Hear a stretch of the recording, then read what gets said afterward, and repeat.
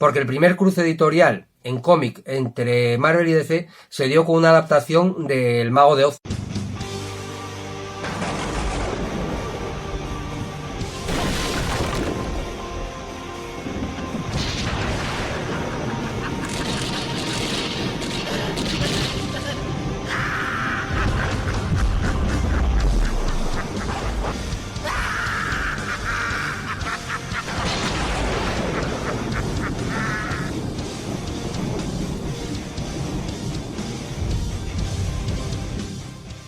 Bueno, hoy me voy a ver un poco negro para que entre en plano el TVO. Vamos a ver cómo lo hago.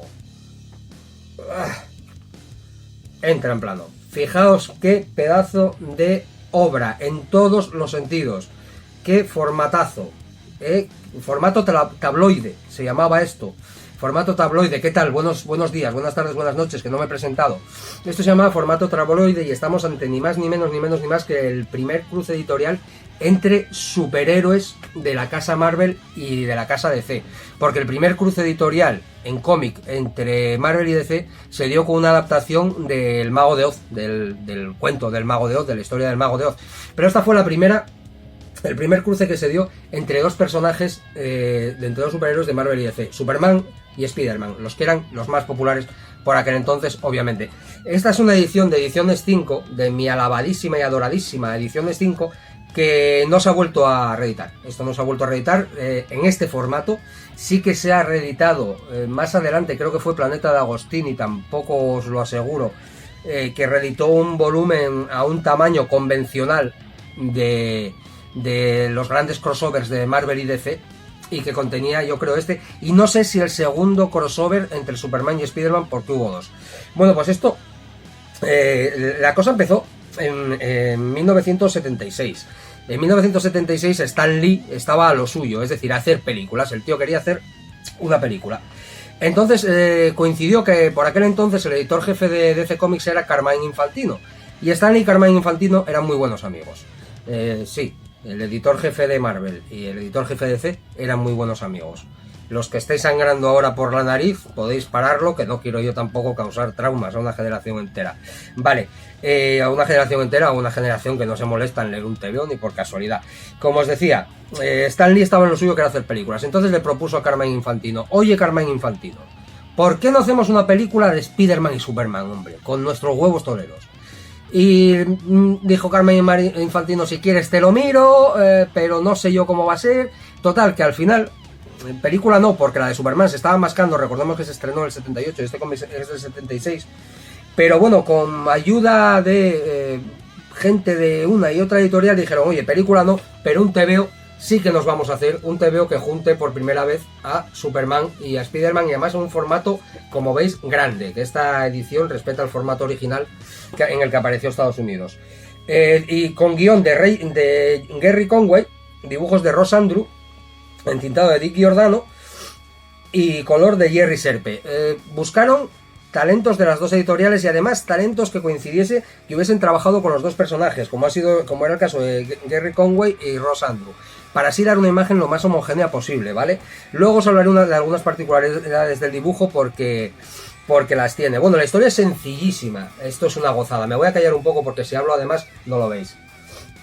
No lo veis, no, mejor dicho, no me oís como si estuviera detrás de una pantalla.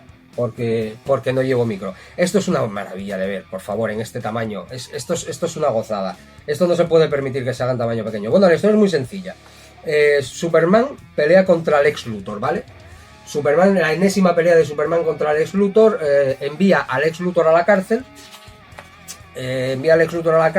Y por otro lado tenemos a Spider-Man echando la tarde ahí diciendo: mira, vaya a hacer unas fotos y aparecen esos ladrones, hombre, vaya por Dios.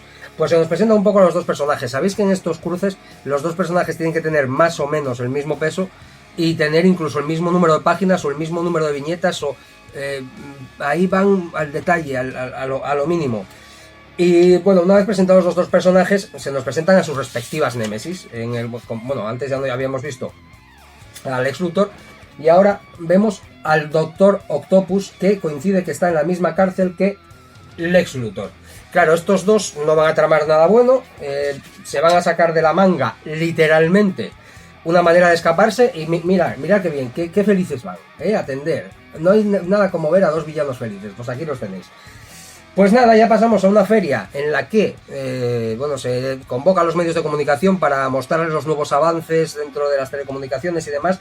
Por este entonces Clark Kent no era reportero del Daily Planet, era un reportero pero de la televisión. El Daily Planet se había reconvertido en televisión. Hubo una breve temporada, quizá no tan breve, en la que Superman trabajaba en la televisión y no en un periódico.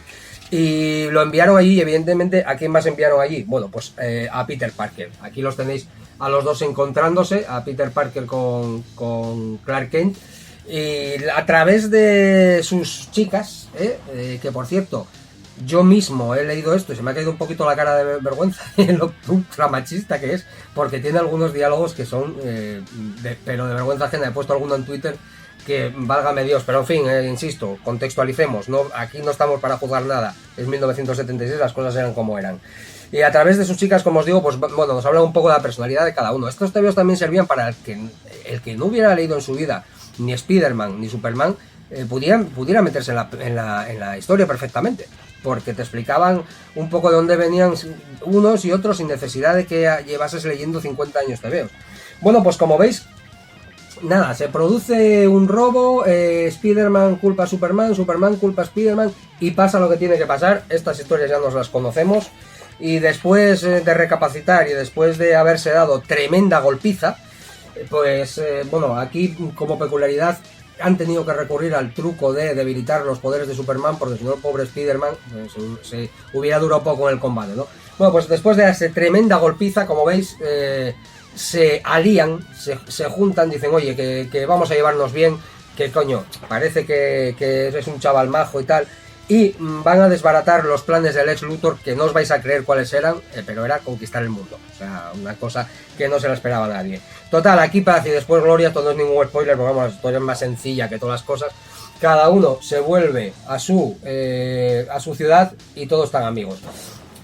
Cada uno se vuelve a su ciudad porque aquí el universo Marvel y el universo DC coexisten. Es decir, no hay un agujero temporal que lleve a Peter Parker a Metrópolis, ni una bruja que lleve a Clark Kent al Nueva York de Peter Parker, a la Tierra 616, no hay nada de eso, ¿vale? O sea, existen directito, vamos a lo que vamos. Cosa que yo agradezco muchísimo. Es una historia súper divertida de leer, es muy naif. Ya, insisto, año 1976, 45 años, que se dice pronto, 45 años tiene esta historia. Es una historia divertidísima de leer, muy ágil, con unos dibujos impresionantes. Dibujos impresionantes que, como os decía, tienen una particularidad. A ver si vuelvo a encontrar la página que os enseñé antes, porque en esa página se ve muy bien. Tienen una particularidad, y es que yo, claro, viendo este dibujo, por ejemplo, a mí me sonaba este trazo, no me sonaba al trazo, bueno, tampoco es que esté muy familiarizado con Ross Andru, aunque no me es ajeno ni mucho menos, pero me sonaba, y esta sobre todo. Yo veía esta página y este dibujo de Superman, y a mí me sonaba muchísimo. Digo, coño, ¿cómo me suena ese trazo? ¿Qué cosas? Luego otras cosas también me llamaban la atención mientras lo estaba leyendo, como por ejemplo algunas caras de Mary Jane me sonaban, o algunas expresiones faciales del propio Peter Parker me sonaban como muy familiares, ¿no? Bueno, pues luego buscando algunos datos, que no muchos, como habréis podido comprobar, que busco para hacer las reseñas, y eso cuando los busco, resulta que algunos dibujos habían sido repasados nada menos que por Neil Adams, de ahí que ese Superman me resultase tan sumamente familiar, porque el trazo, hombre, otro trazo no, pero el de Neil Adams yo creo que lo reconozco. Y algunas caras, en el caso de Spider-Man, habían sido repasadas nada menos que por John Romita Sr., dibujante de Spider-Man paradigmático donde lo haya, que esta es la que estaba buscando. Aquí seguro que a poco que os fijéis veis el trazo de Neil Adams, y sobre todo cuando estás leyendo el TVO te das cuenta de que ese trazo es distinto, no es igual a lo que viste hasta ese momento. Y bueno, pues maravilloso, o sea, esto es una gozada de leer, no es ninguna obra maestra, no pretende ser ninguna obra maestra, pero te atrapa en el momento porque es una aventura de las que ya no se hacen literalmente.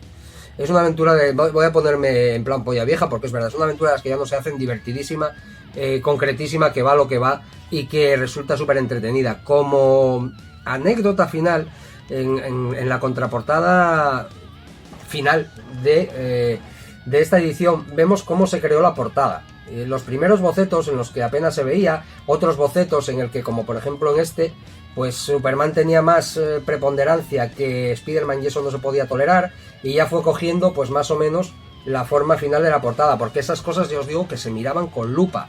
Es decir, no puede destacar uno por encima del otro, uno tiene que el malo tiene que...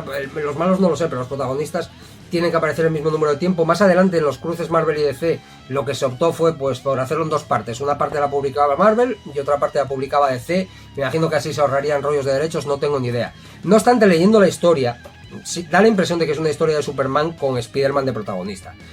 Tampoco puedo descartar que sea yo el que lo vea con esos ojos, dado que Spider-Man, como sabéis, no es que sea particular santo de mi devoción. Me gusta leer cómics de Spider-Man, pues como me gusta leer cómics de todo, pero no es mi personaje favorito precisamente, mientras que Superman sí que es mi segundo personaje favorito. Entonces, a lo mejor un lector de Spider-Man lo ve al revés, ¿no? Ve una historia de Spider-Man con la colaboración de Superman. Con lo cual los guionistas habrán hecho muy bien su trabajo, y toda la gente que estuvo detrás, porque eso es lo que se pretende, ¿no? Que tengan exactamente el mismo balance de protagonismo. Esta imagen la habréis visto más de una vez, no es ningún montaje, esto existió, esto pasó. Marvel y DC juntos, tiempos mejores para muchas cosas, no, sin lugar a dudas, pero para la tontería, la estupidez, la soberbia y la verborrea absurda, sí que eran tiempos mejores. No había bocachanclas, o no había demasiados bocachanclas como hay ahora, clamando porque una película de Marvel triunfe, a ver si se hostia DC, o que una película de DC triunfe, a ver si se hostia Marvel.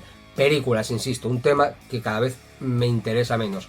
Y eso que esto nació de la ambición de Stan Lee de hacer una película.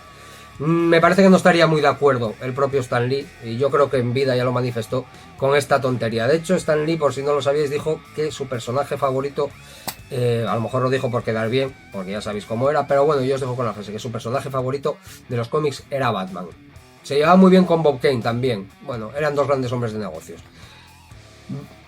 Superman versus Spider-Man, Marvel y DC, de versus y de contra, nada. Cuidaos mucho, leed mucho, muchas gracias por haber llegado hasta aquí. Salud.